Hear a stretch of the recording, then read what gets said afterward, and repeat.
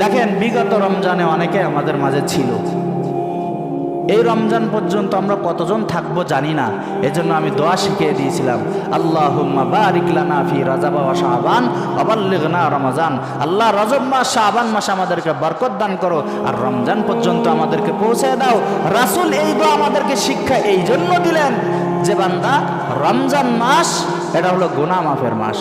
তুমি দীর্ঘ একটা বছর গোনা ইচ্ছাকৃত করো না, কিন্তু তোমার চলনে ফেরনে গোনা হয়ে গেছে। রমজান মাস আসতেছে, আল্লাহর কাছে তওবা করো, ইবাদত করো, আল্লাহ পাক রব্বুল আলামিন তোমার গোনা মাফ করে দেবে। এই জন্য আমরা রবের ইবাদত সারা রাত জেগে আপনার নামাজ পড়া লাগবে না, আপনি গোনা ছেড়ে দেন, ফরজ কাজগুলো করেন, আল্লাহর কাছে আপনি প্রিয় হয়ে যাবেন। বুঝাতে পারলাম?